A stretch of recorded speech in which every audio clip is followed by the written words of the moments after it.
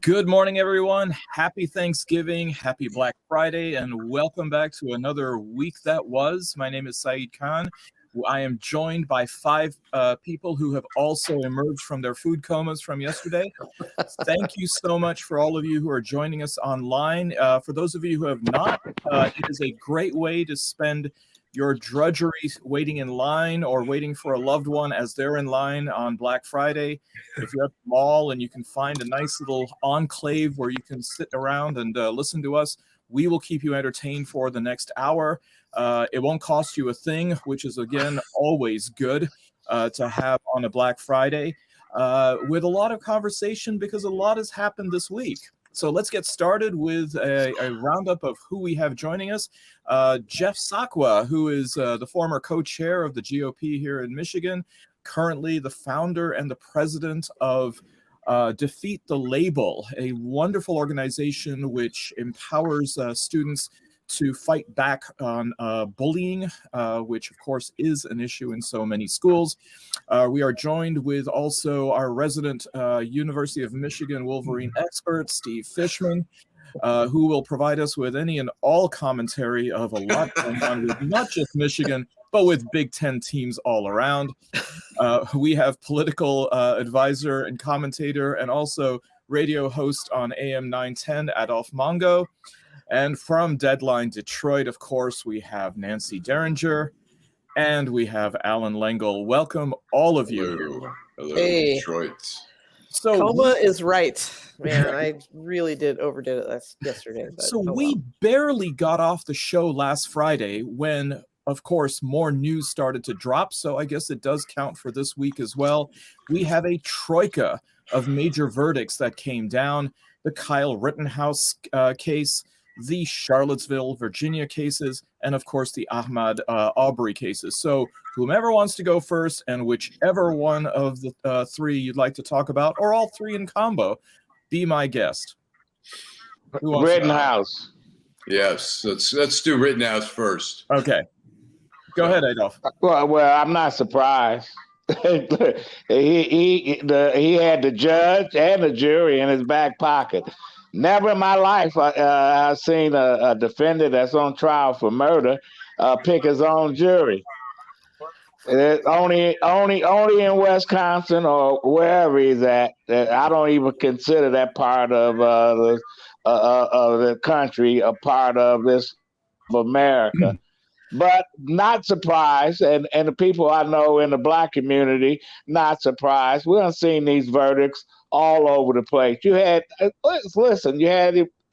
a young 17-year-old white boy walking down the street with this semi-automatic weapon, and the police just waved him on by.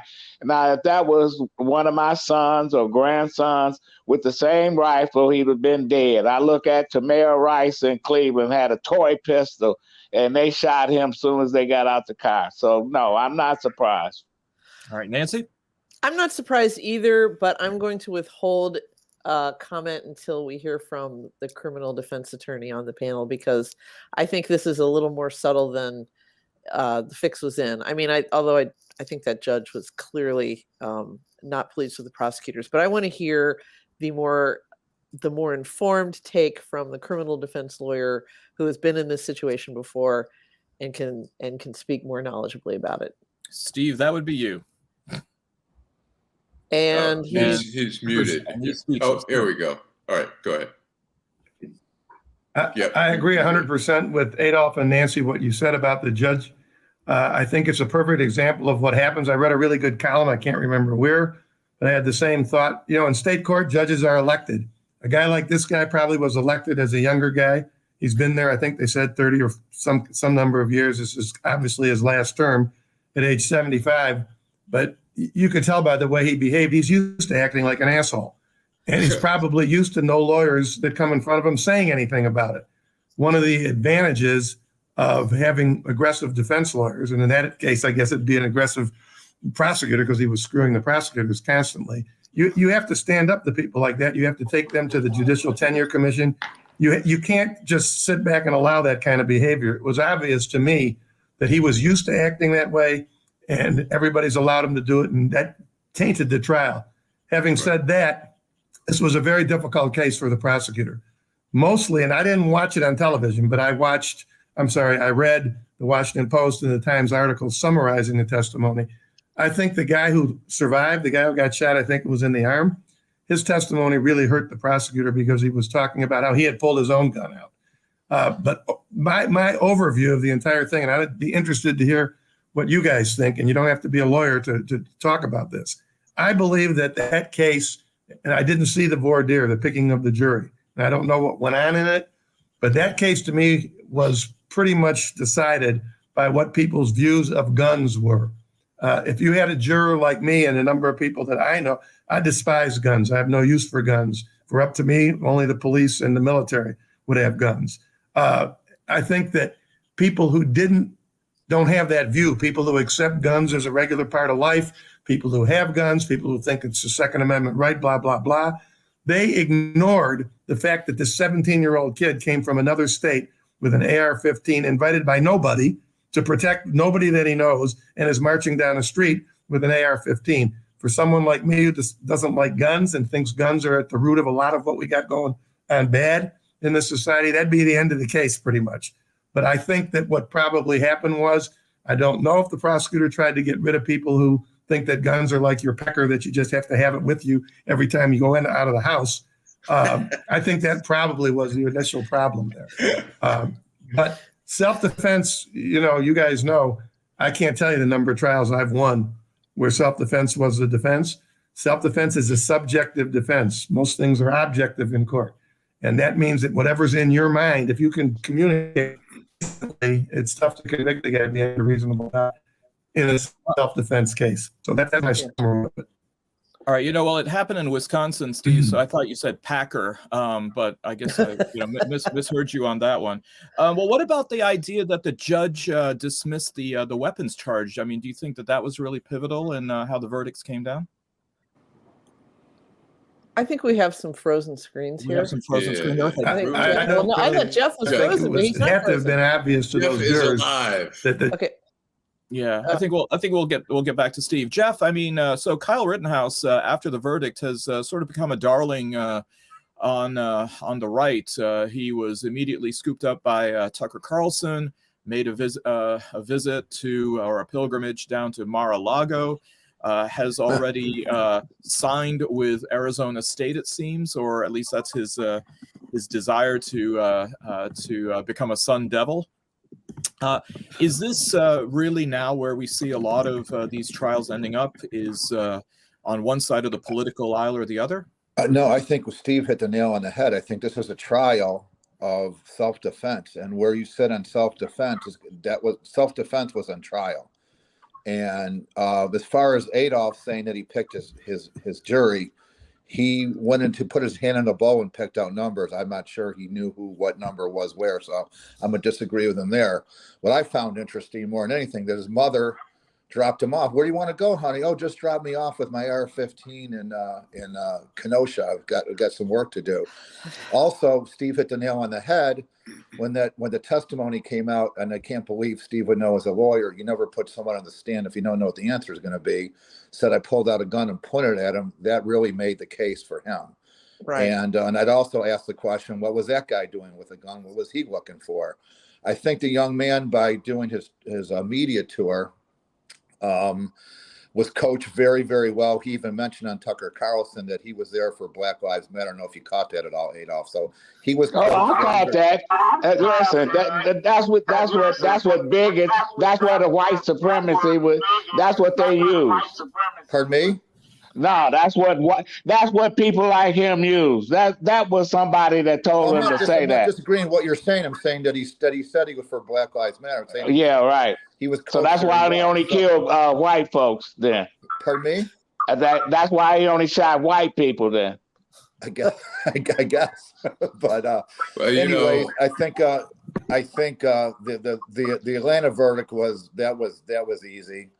And Charlotte. No, that wasn't easy. That wasn't an easy verdict either. Listen. I got over 60 years on this earth, and I've seen it all, and I've read about it all. So I don't have to be an attorney to know when you're not going to get that, when the fix is in, especially when you have same situations where black defendants cry self-defense and they got the book thrown at them. A brother in Minnesota had a concealed weapon. Police shot him. He told him he had a license to carry, but they shot him, and nothing ever happened to the police. And the NRA never said a word. So I see that all around this country. And so I'm not surprised that Rittenhouse, but I was kind of surprised that we got the verdict that we got in Georgia, because they basically they screwed up. They fucked that up. Let me say this to you, Adolph. If that video wasn't there, that's right. They would have walked away. Yeah. I think these two cases, I mean, it's frightening what we're seeing here in the country is the vigilantes are, doing stuff. I mean, Kyle Rittenhouse walking around with the AR-15, that's really what the case is about.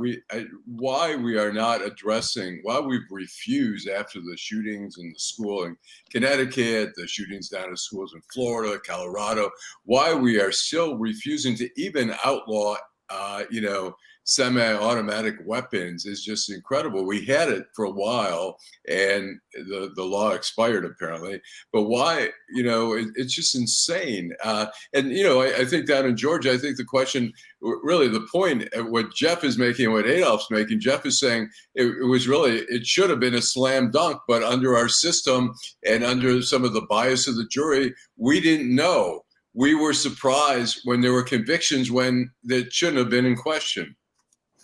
Yeah, Nancy. I want to make one point. I read somewhere, I sit in a fire hose of information all day long.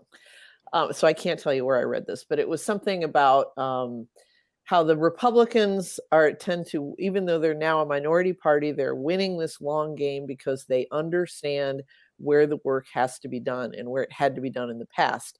And whoever in the Republican Party decided that their strategy was going to be to concentrate on the states rather than the federal level, really had the right idea here, because one by one, these legislators, these gerrymandered legislatures have passed these incredibly permissive castle doctrine laws and stand your ground laws and self-defense laws that really, I mean, if you truly were, if a computer with no emotional involvement in the Rittenhouse case looked at all the evidence, they would probably say that, yeah, he was going to win that because of the nature of the Wisconsin self-defense law.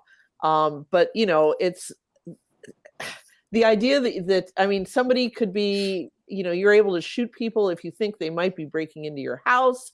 You're able to shoot people if you think they might be breaking into your car. There are all these people who are walking around strapped and fearful of this kind of amorphous evil out there that's going to try to take their television from them, and feel completely justified in shooting somebody. I remember talking to my daughter's bass teacher, who was this wonderful old gentleman who lived in Royal Oak, and something like this had happened.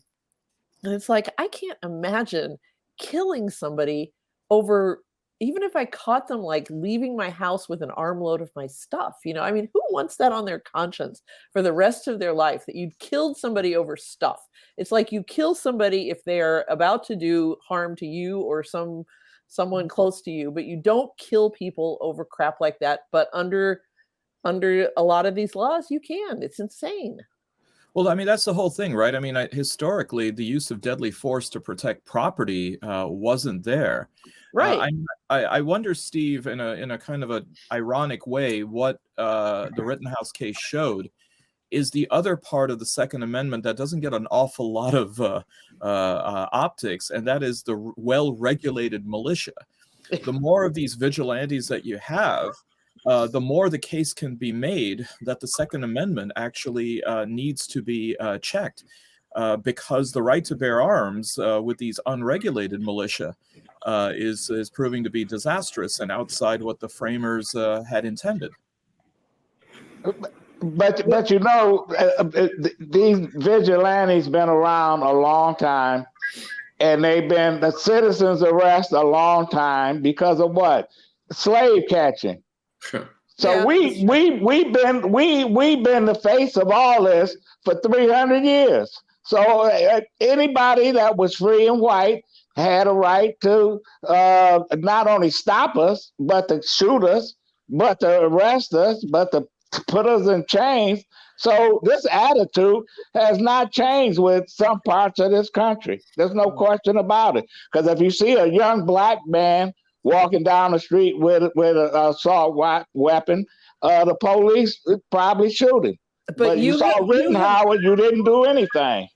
Alan, Adolf, you have hit on the solution to what Alan was talking about a few minutes ago, which is that if you want to see change in the gun laws in this country, encourage black people to walk around with that kind of stuff. It certainly worked in California. They sure did. They sure did. So, the NRA, the first time in history that came out against carrying a weapon.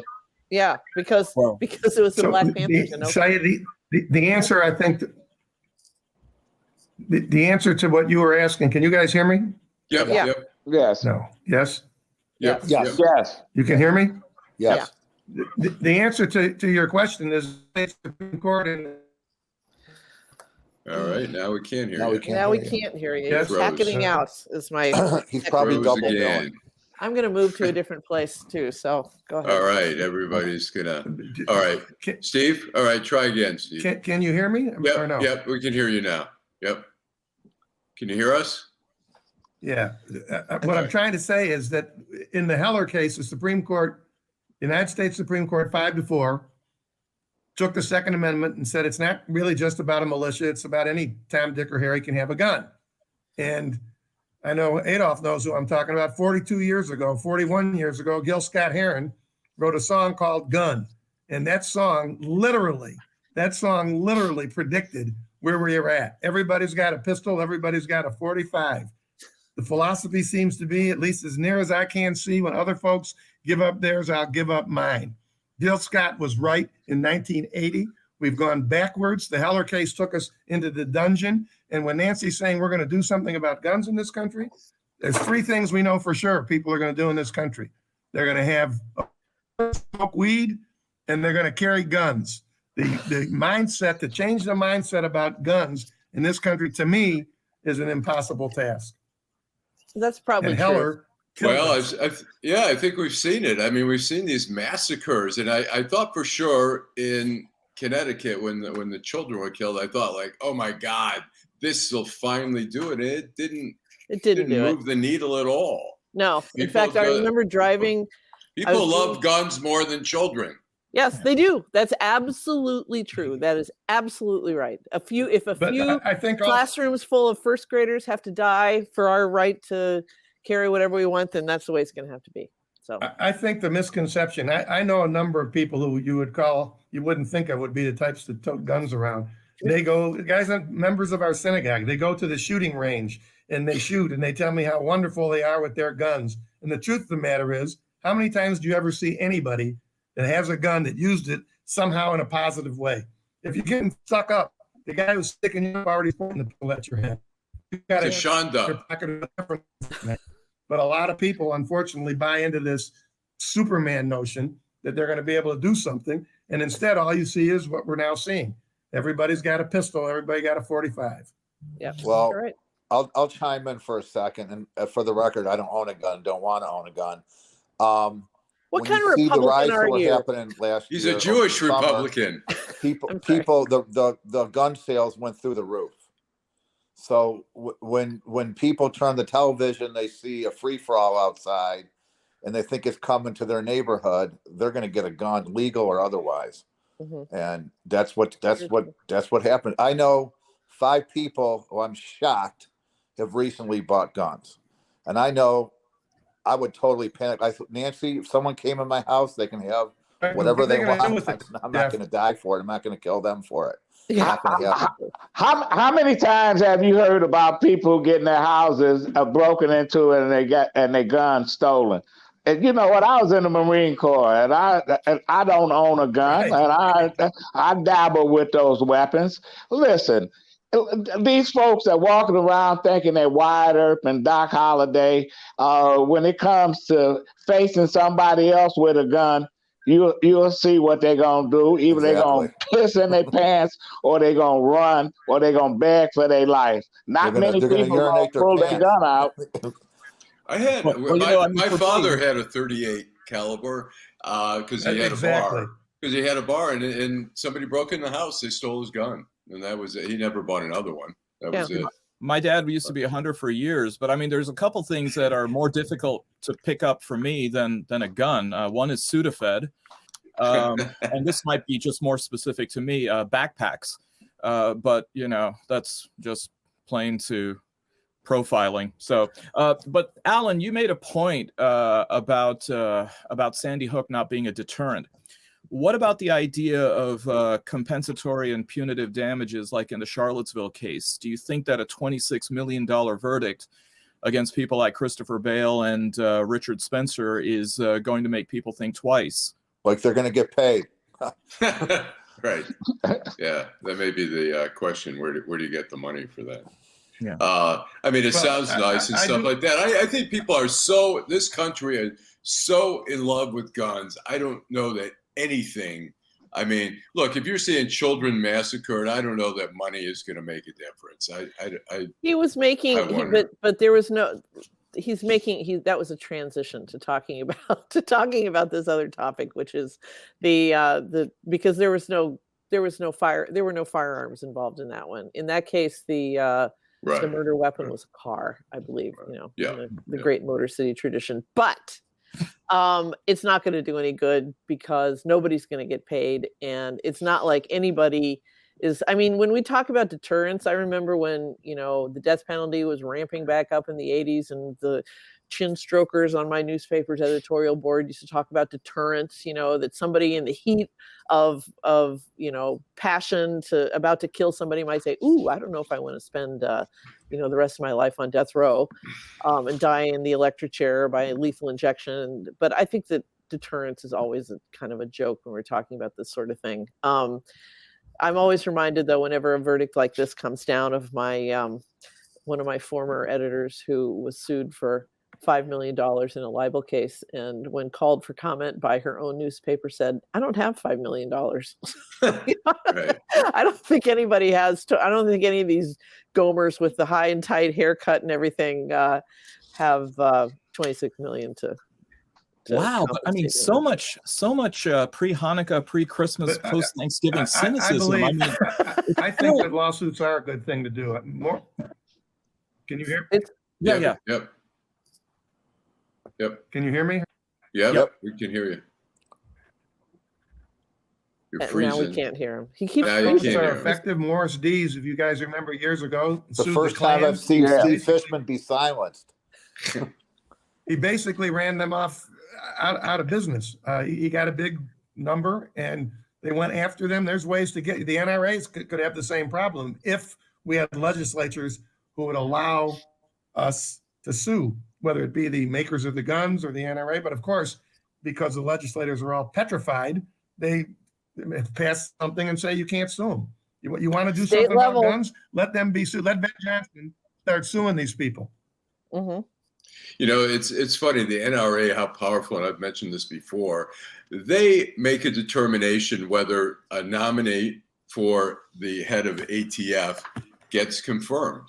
If they don't like it, that person doesn't get confirmed. We just had somebody else, actually a Michigan native, who was nominated by Biden to become the director of ATF, and he just didn't pass the muster with all these guns rights people, and so it's amazing the power the NRA has and the influence it has over lawmakers, and it's unfortunate. They're the biggest lobby group in Washington. Simple answer. Yeah, I think they long ago passed organized labor on that front. So yeah. And I think once upon a time, their big thing was providing gun safety classes for. It's interesting. Don Gagné did a pretty in-depth piece on NPR a few years ago about the NRA, and not being a Michigan native, I only moved here a few years ago. I did not realize the role that John Dingell played in supporting and strengthening the NRA, but at the same time, it was a completely different organization when he was involved in it. It really was about hunters' rights and about, and when you're a representative in a state full of deer hunters, that's a smart position to take. But unfortunately, they lost their way years and years and years ago. Well, you're talking about the Republican Party. It used to be a party of equality. Yeah. Somehow they lost their way. Yeah. So Jeff, you care to speak on that? We talk about the Republican Party. I didn't see the Republican Party backing down, making peace accords with Israel. I didn't see the Republican Party. There's no such thing. We're not all unified. I don't agree with everything that everybody in the Republican Party does, and I'm sure you don't agree with everything everybody does in the Democratic Party. So who said I was a Democrat? Who said I was a Democrat? I didn't say you were. So, but I listen. So listen, I smacked them just as much as I smacked the other Republicans folks. as hard as you. But I call balls and strikes as I see them. So I'm not gonna. I'm a proud Jew, and I see that the Republican Party usually votes unanimously for Israel, and I wouldn't call that anti-Semitism. And as far as racism goes, I don't believe everybody in the Republican Party hates African Americans. Well, you got a Mount Rushmore of the biggest races in the history of America, and they all Republicans. Some of them used to be Democrats, but they switched sides. Okay, that's no question. I'm not going to fight with you on that. The religious makeup of this panel is kind of like Catholicism on the Supreme Court. We are always extremely heavy with people of the, as Jack Nicholson says in Chinatown, of the Jewish persuasion. But so I love it. So, well, on that note, can we say a couple brachas? You guys ready to say Shabbat Shalom and wrap it up? When I used to work, Nancy, just so you know, I've known Jeff since he was a kid. We've been buddies for all those years. We don't agree on much of anything. Are you Mumford people? I wholeheartedly disagree with you on that. I sat in a civil rights commission for 4 years, so. With other Republicans that worked damn hard. We did many resolutions I would say that nobody would disagree with. And there was 4 of us on there, and I took a lot of help from my party, but I don't really, I don't know if we're allowed to swear in here or not. This is like the joke. This is the joke about the two Jewish guys rescued from the desert island, right here. Have you heard that one? Well, why don't you tell it, Nancy? Okay, it's I can do it briefly. It's 2 Jews are marooned on a desert island for however many years, and they're finally rescued. And when the guy comes to drive, to pick them up and take them away back to civilization, he says, "I couldn't help but notice that you've actually built 2 synagogues on this island." He said, "What's that?" The guy says, "That's the one I go to, and that's the one I wouldn't set foot in." So there's like a great tradition of argument and respectful disagreement and so forth. Well, I think when we're talking about racism today, and somebody says all Republicans are all Democrats, that's kind of going down the same lines. Yeah, I know. Nancy, this reminds me of being on a panel a few years ago when the movie The Passion of the Christ came out. There was somebody there from the ADL, and she said, "Look, I mean, we were really worried this movie might lead to heightened anti-Semitism." There was a priest from Malta who said, I was really moved by the pathos of the movie. And then I spoke and I said, "Look, there's no easy way for me to say this, but we weren't there." So, but a couple of people who have been in the spotlight recently are Roger Stone and Alex Jones. Let the subpoenas continue for the January 6th congressional committee. And given the fact that Steve Bannon has now been indicted on contempt charges, where do we see things going with Roger Stone, with Alex Jones, and this entire investigation? I see it going probably in a similar direction. And I've said this before on this show. It's very easy for people to sit there and thumb their nose at the system and I'm not doing shit. You can't make me do anything. It'll be a little bit different when Mr. Bannon's standing in front of a federal judge and he or she sends him to jail. The only thing you can do with people like Jones and Bannon who are defying subpoenas is you lock them up. That's exactly what you do. Agree. It doesn't matter what his politics is. It doesn't matter if he's a right-wing guy. If you don't comply with court orders or with congressional orders, you go in front of a federal judge and they lock your butt up. And then all these so-called tough guys, let's see how tough they are when they're locked up there in DC. We'll see. You know, Alex Jones has a few pounds to lose. I couldn't help but notice. So I look forward to him going on a bologna and macaroni diet in whatever they serve in the DC lockup. They serve Kool-Aid and bologna sandwiches. Okay, there we go. So bologna, yeah. So, I was watching one of the news channels, Steve. All these guys have to do is go on there and take the Fifth Amendment and walk away, but they're being so defiant. I hope they rot in hell. Right. That's exactly right. Yeah. Amen. I got a question, Steve. Let me ask you this. Okay, so Bannon he makes his initial appearance for his indictment. Could the judge not have said, "Well, I'm not going to let you out on bail"? The judge always has that option, but in fairness, in general and federal court, at least particularly in our district, the bail policies of the court are pretty lenient. And in a case like that, you have to be a danger to the society or you have to be a risk of flight. That's basically the two things. We can argue that Steve Bannon is a danger to society because of the way he behaves, but I don't think personally that a remand in that case would have been appropriate or would have been upheld either. And I'd prefer to do it the normal way. But what I think this judge should do and probably will do is you just make sure the schedule is kept to. There's not going to be delays. There's not going to be all this crap. You come to court, you're pleading or you're not pleading. If you're not pleading, we'll have a trial next week. I mean, this is not like a normal trial, right? This is pretty simple. You had a subpoena, you disobeyed it. The law says you have to obey it. So that's kind of the end of it. And when they lock these guys up, that's the only way you're going to see any change because most of them are weenies. They pretend to be tough guys. You know, they're bullies. Trump was a bully at his private school. He should have come to Oak Park High or to Mumford and see how he did bullying us. Right. So the question, it sets example for the rest of the country that nobody's above a subpoena. Exactly. Nobody, period. And so the question becomes, okay, the judge sentenced him, say, okay, you're in prison. He obviously appeals. Do you think most judges will just say, sorry, you're going to prison pending your appeal? I've been in federal court. I've been doing this for 48 years. I was able to obtain an appeal bond once of all the trials. Wow. Really? There is no chance that any judge is giving this guy an appeal band. No chance. And the circuit where they take the appeal is not going to do it either. You're in contempt of court. Your butt's going to jail. That's all there is to it. There's not going to be anything to appeal, Alan. There really isn't. Because as Jeff said, if the guy took the fifth and somehow wound up getting locked up or something, that's an issue. His issue is simple. He defies a subpoena. You did it, and now you're going. There ain't going to be no appeal bound. He'll sit his butt in the can and see how he enjoys it.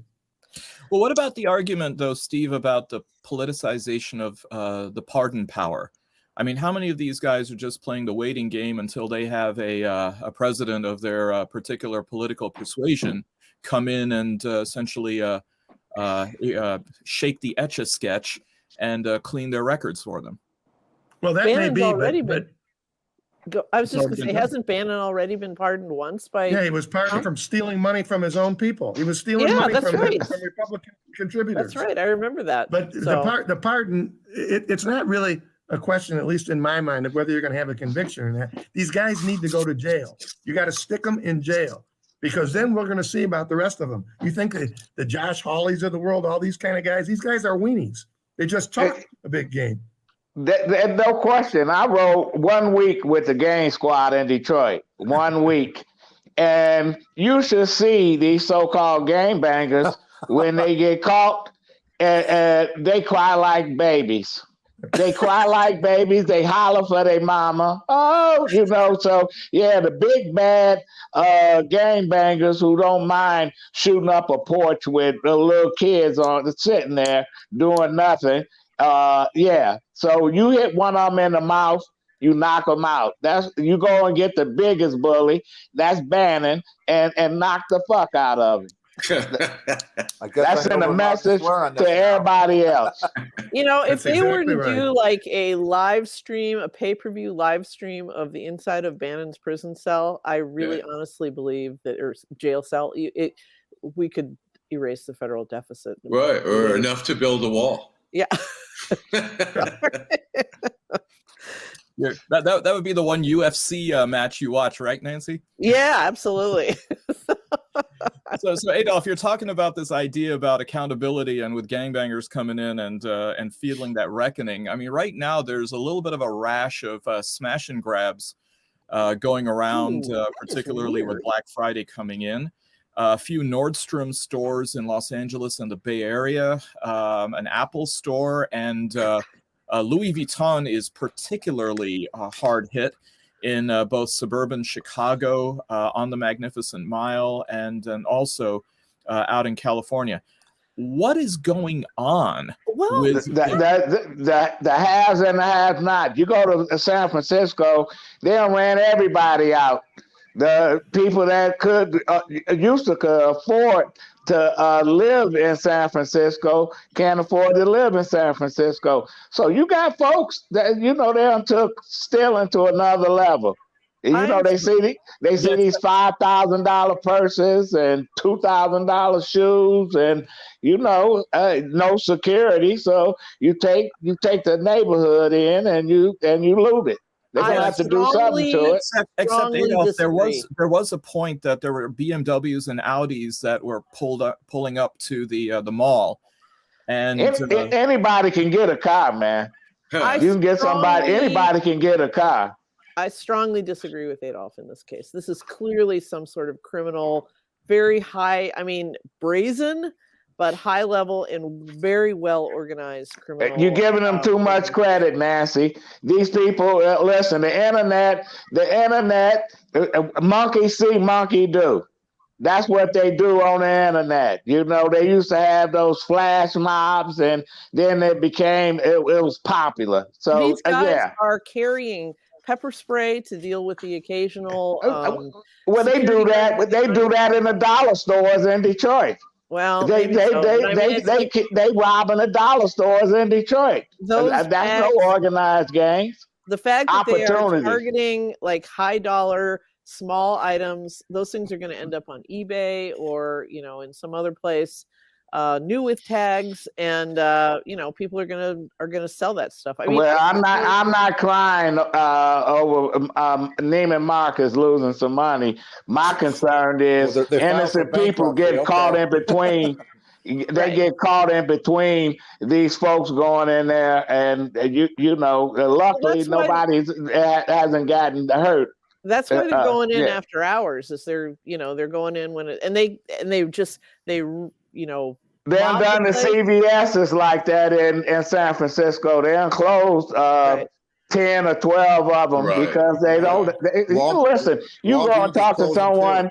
You talk to someone at CVS on Woodward, and they'll tell you that they work there. That people come in there every day, just take what they want and walk out.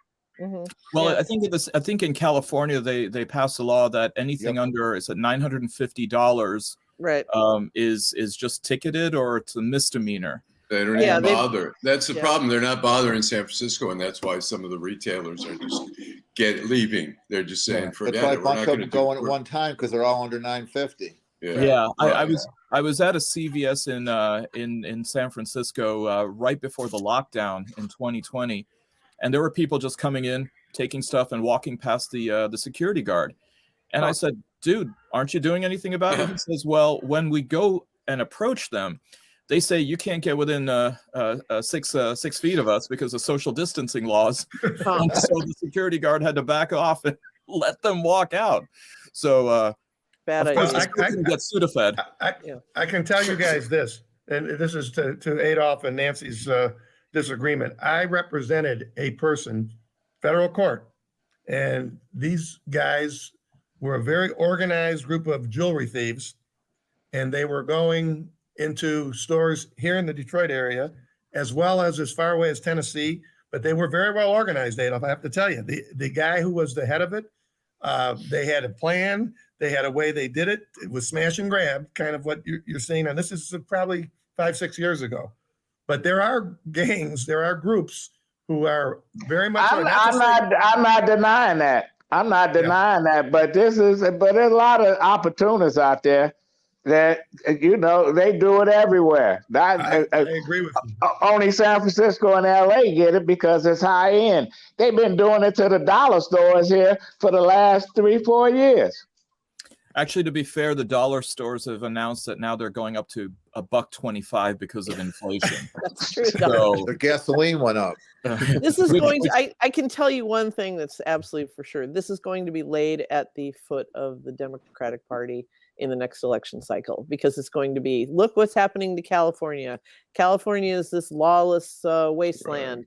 It's the same thing they pull on Detroit. This is the logical result of Democratic policy. And, I don't know whether they're organized, well organized, whether this is Les Miserables or what. It's somebody's going to have to pay for it, and they're going to have a D after their name. So that's just my thought. A musical like Les Miserables based in Detroit would kind of be cool, Nancy. So we could a dollar store. Yeah, a dollar store. Yeah, $1.25 store. Well, we had. I'm sorry. Go ahead, Alan. I was going to say I'd like to get Jeff Sokka's on the governor's race. His read on what's going on so far. Well, sounds like it's the Wild West on the Republican Party side. There's another gentleman rumored to get in named Perry Johnson. I don't know him. Apparently, he's got a very wealthy man who does ISO accreditation. And I've never met him. I don't know him. I went to college with Kevin Rinke. He lived down the hall from me. I'll leave it this way. I won't be voting for him. And,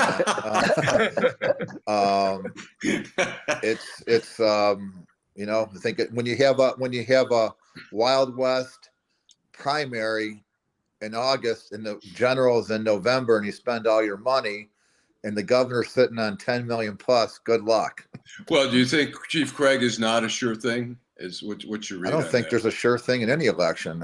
It's like a basketball game. So a lot of as they say, it's a lifetime away. So I can't answer that question. Well, I mean, sure thing, at least in terms of a GOP nominee. I think that he's got name ID, which puts him up there. And but if you spend $10 million on ads, you'll get name ID too. So yeah, right. Well, we saw what happened when on the Republican side, when the gentleman from Grosse Pointe put a lot of money in, and John James beat the hell out of him. Oh, right. And then Stabenow beat him by a fair amount of points, and then he came closer with Gary Peters.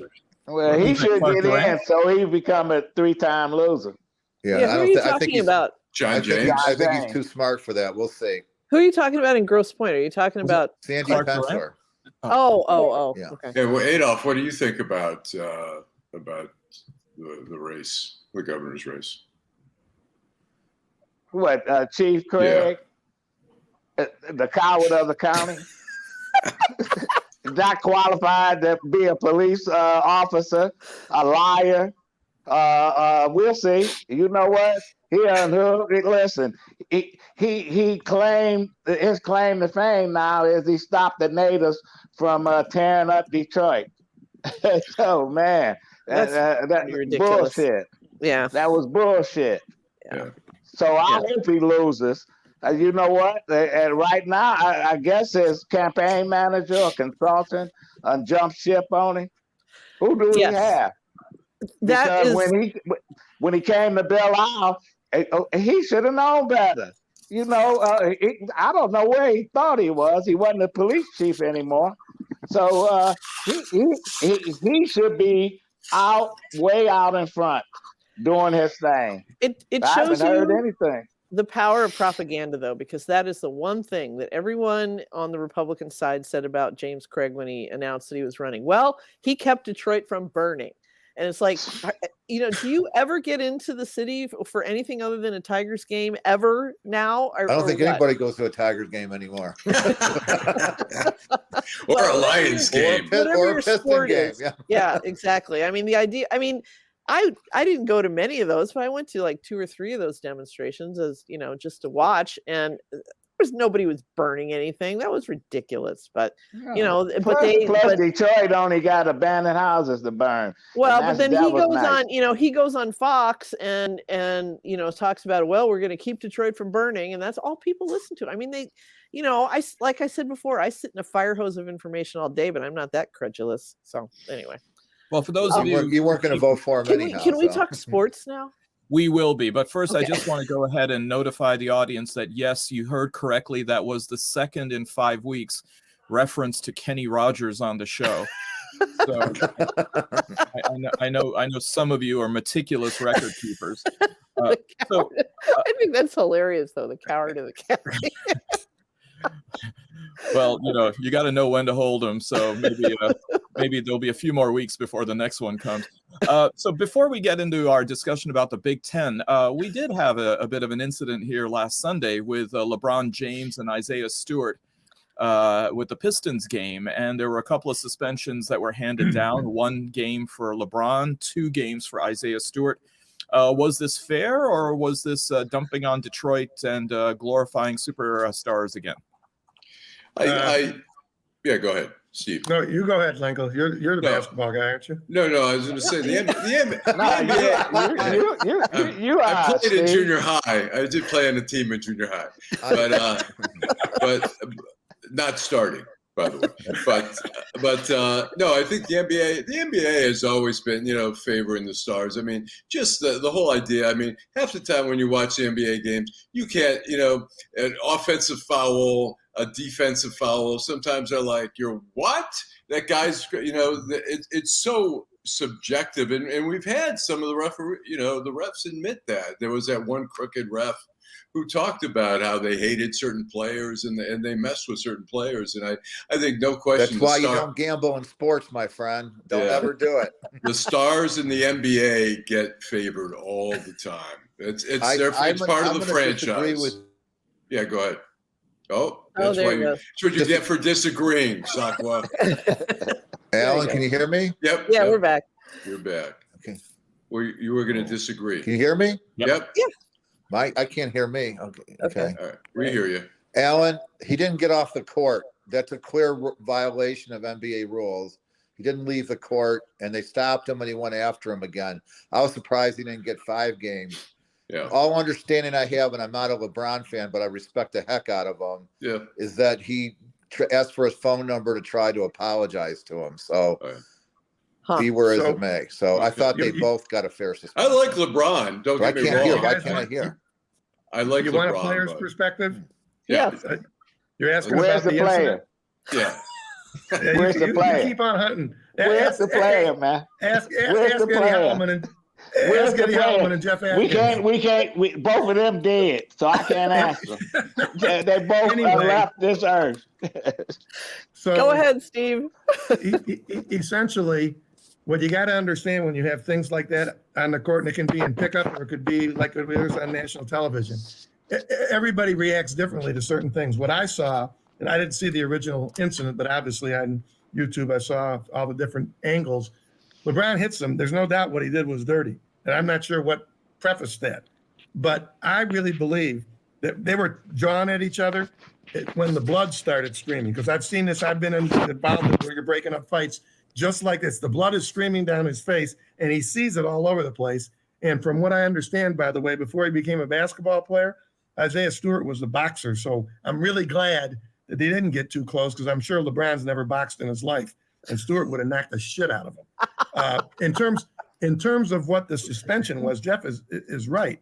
There were 4 or 5 different incidents, and the referee gave Corey Joseph a lot of credit, because when Stewart left the thing, Joseph told him, "I'm going to go to the certain entrance," because he's going to try to come back around. And I give Cade Cunningham a lot of credit as well. But what you got to understand when you're out there, everybody reacts differently to situations like that. My personal opinion, I don't know if Stewart would agree, it was the blood that made it crazy. Agree 100%. What the hell? Because I'm telling you, I've been in the middle of trying to break up fights like that. He saw I've seen blood. Fights break out when you're playing. Blood gets people's attention, and I think 100%. that's what happened in this instance. As for the length of the suspensions, I think it was fair. He was raging around, and he was, if those guys, his teammates, didn't do what they did, who knows where would have gone. And I understand, by the way, I don't know if this is true, but I heard from my son that Rip Hamilton and Ben Wallace were at the game. If that's true, can you imagine that? They're sitting there looking at this shit. Ooh. There we go again. Malice at the Palace. Yes.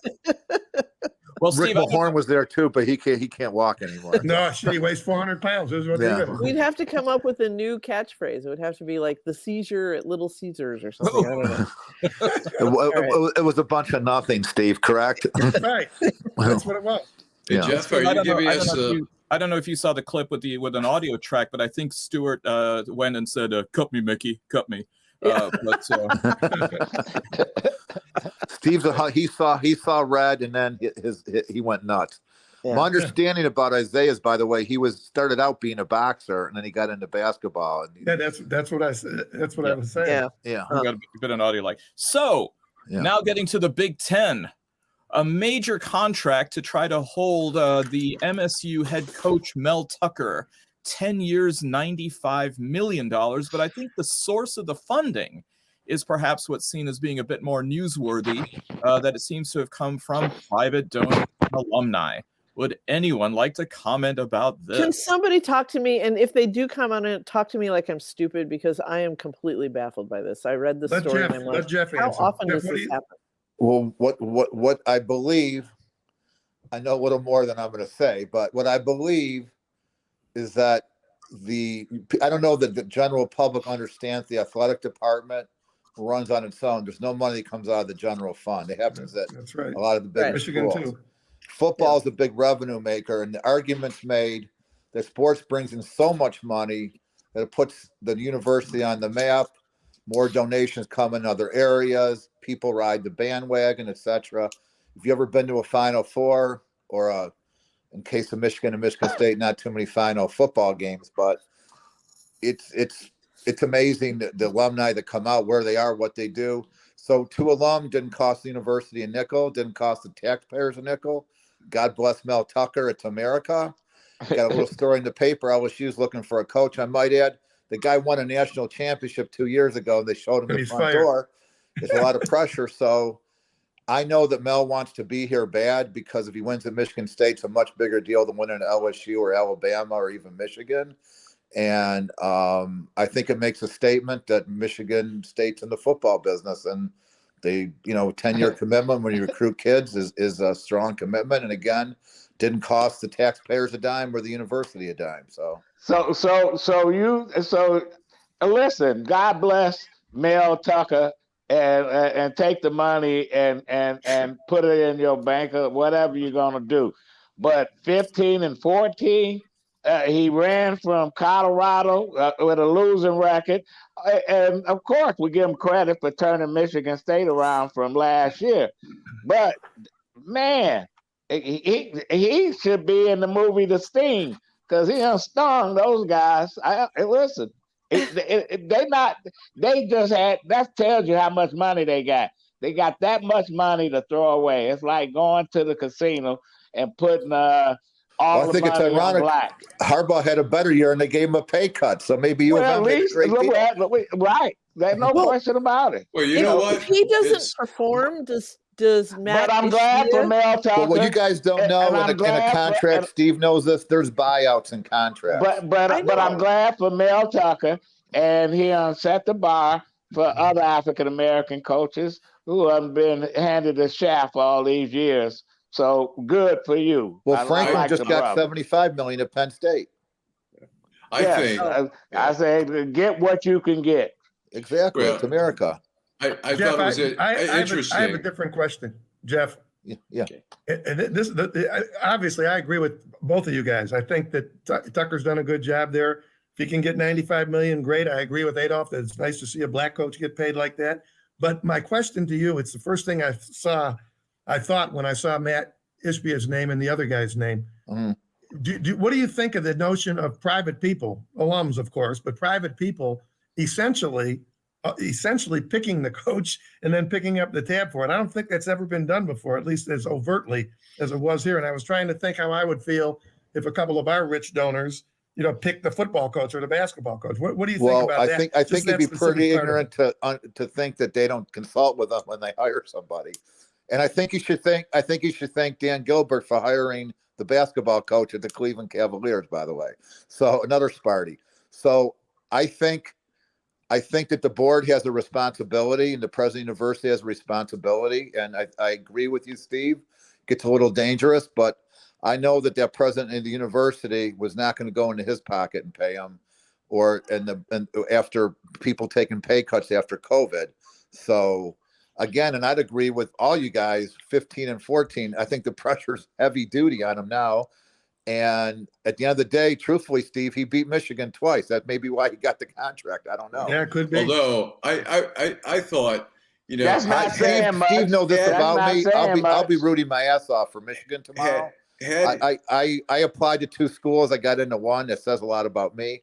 But I never saw Michigan State till I got to orientation. I'll never forgive them on the 10-10 tie voting for Ohio State to go with the Rose Bowl. I grew up on blue. Having said that, Harbaugh's job, unfortunately, is to beat Michigan State and Ohio State. And if he doesn't, who cares about all the other games? That's my opinion. So I was going to say I was a little surprised to see $95 million after Michigan State lost to Purdue and lost to Ohio State. I could see if they had beaten Ohio State, but they got humiliated.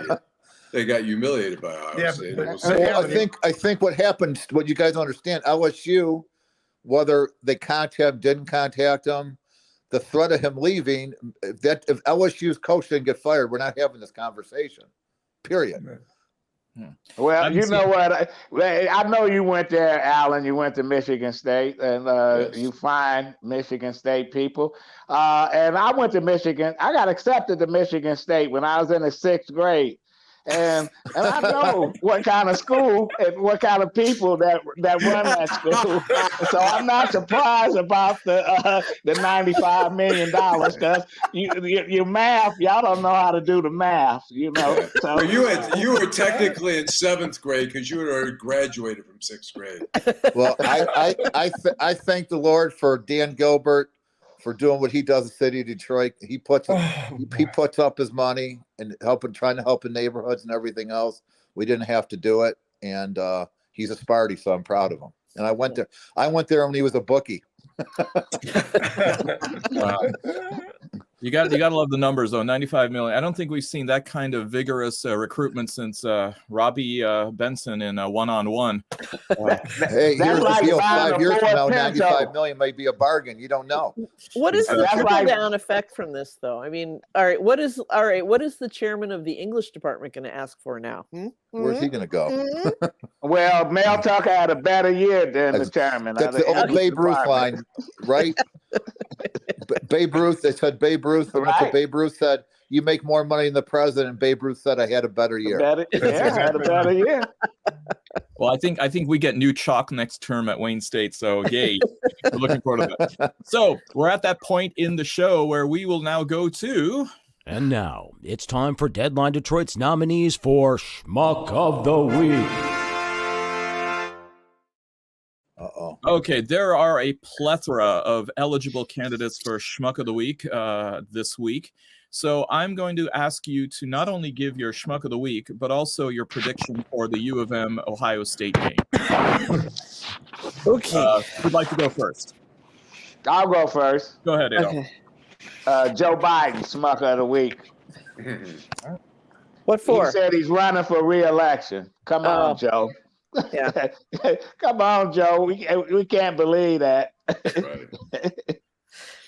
He's not a bad like idea. Trump. He wants to be relevant. Well, he's going to listen. He better watch it because he might get dementia earlier than Reagan. Yeah, he's that's my Schmuck of the Week. I know somebody. I knew a Secret Service guy who was on the Reagan detail after Reagan was retired, and he said they used to throw leaves in the pool because Reagan used to like to strain the leaves, and when he was done, 15 minutes later, sometimes they'd throw the leaves back in, and he would do it again. So, or or Samuel Pierce, his Secretary of HUD, who was the only black in his cabinet. At a cabinet meeting, Reagan called up Mr. Pierce and say, have you brought the dinner out and the coffee? And he didn't know who he was talking to. So he obviously, no, Joe Biden should concentrate on being the president for now, and not worry about whether people are speculating whether he's going to run for re-election. He should be campaigning for those folks who midterm elections, because he's going to find himself facing a House, the Senate, and House. He was the wedge president, wedging Trump out, but that's all. That was his sort of mission. Yeah. I don't think he needs a second term. I'd agree with that for sure. So. Okay, Nancy. I had two, and I was going to go with Lauren Boebert for being a bigot again in public, but I decided that's kind of like criticizing water for being wet. So I'm going to go with something I saw on Twitter last night, which was 2 hecklers ejected from the Pacers-Lakers game, I believe. And supposedly they were yelling at LeBron James, I hope your son dies in a car accident. And I thought, heckling is part of many interactions between performers and an audience. And I respect a good heckler, but in that case, that's over the line, and they acted like. Where did you read that? I never read that anywhere. I read that. I saw that on the Twitter last night, and the internet never lies. There's a good source. Yeah, the internet never lies. No, I saw it was. I think if that had happened, I think the newspapers would have. I think the more legitimate news would have picked that up. Okay, well, I'll check. I'll double check. It was two Pacers fans who are sitting ringside. I'll look it up. So. Well, Nancy, everyone can't just heckle and say your mother was a hamster and your father smelled of elderberries. Yeah. And I would also point out that people say unbelievable stuff to athletes and celebrities, and I don't think that would necessarily be a news story. But I'll check while you guys run through yours. So that's me. Jeff. Oh, and my prediction for Ohio State, Michigan. Yes. I'm a daughter of Columbus, Ohio, and I'm also a realist, and I think it's probably going to be the Buckeyes this year. But I hope I am proven wrong, because I got my love for Michigan. So there. I can presume, but what's your prediction? Oh, Michigan. Michigan. Okay. Wow. All right. Jeff, who's your schmuck of the week? I'm going to holiday season. I'm going no schmucks. I'm having a sale. Wow. I'm not going there. Wow. That might be unprecedented. And, wow. And your prediction? Prediction, bloodbath for Ohio State, unfortunately. Okay. Steve. My schmuck of the week was pretty easy. It's a lady by the name of Laura Hogue. And Laura Hogue was the defense lawyer for one of those 3 idiots in the Arbery trial.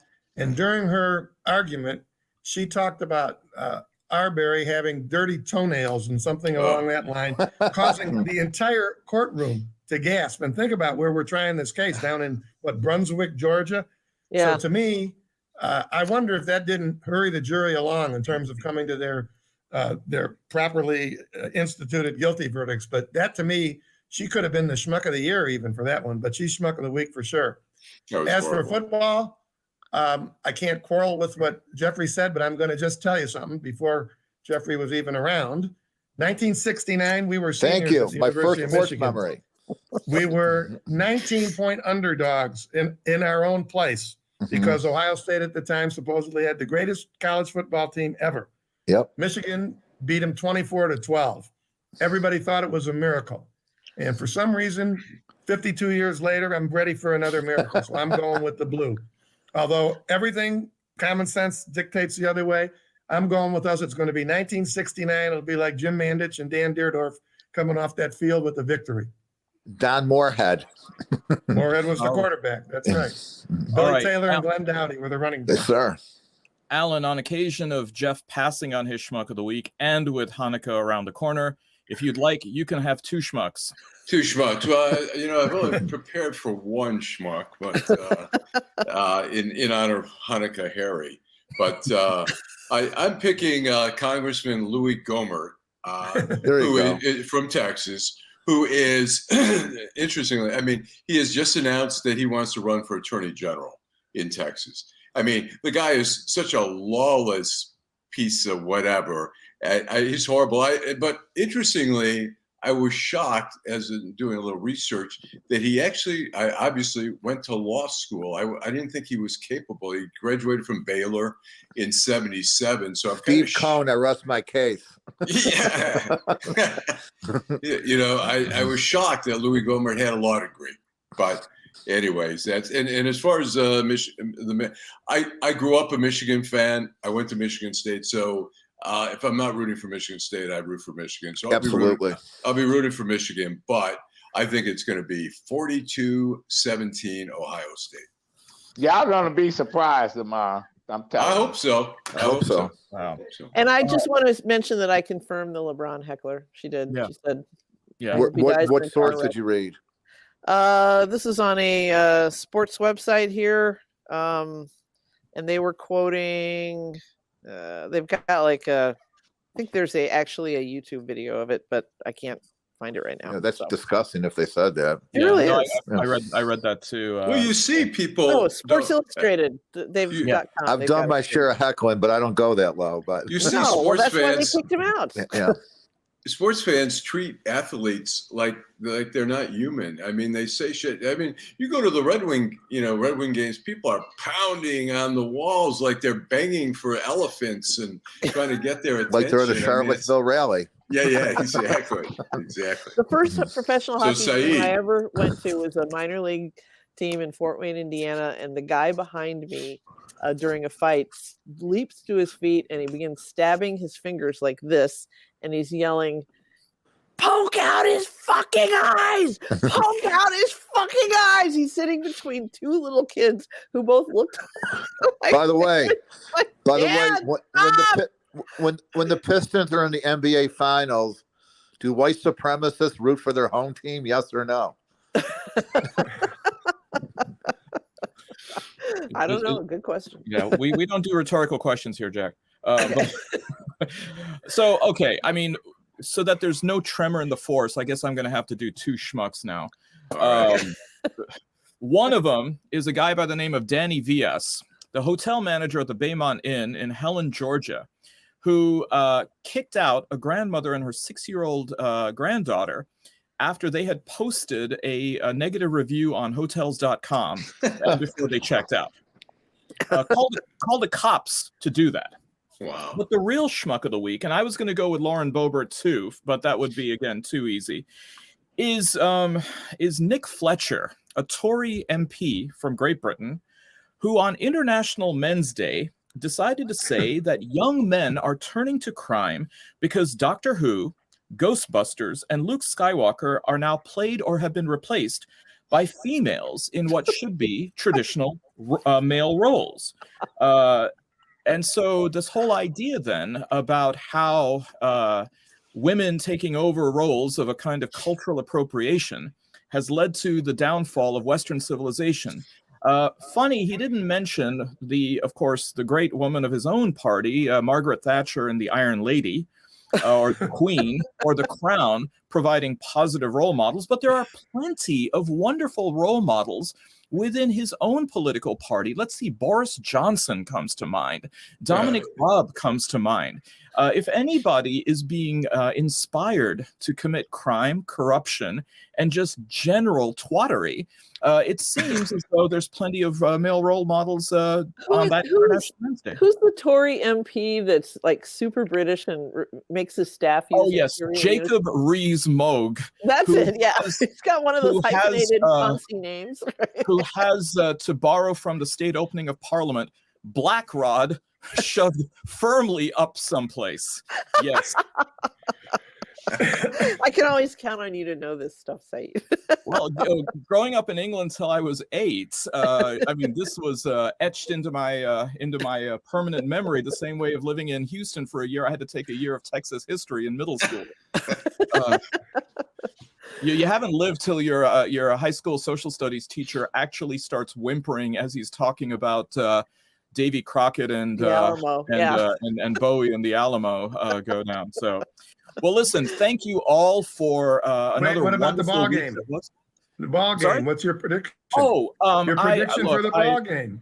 I bleed maize and blue. I went to Michigan. I did teach at Michigan State for a while, for one semester, but I got to go with Allen. It's going to be kind of ugly. I wish I shared your true believer faith, Adolph. Listen, Steve, we are seeing it where they kicked Ohio State ass all around, Right? And they're gonna do it tomorrow. I hope so. I hope so. But I did go to the one football game where an Ohio State head coach was actually cheered by a U of M crowd. And that was in 1988.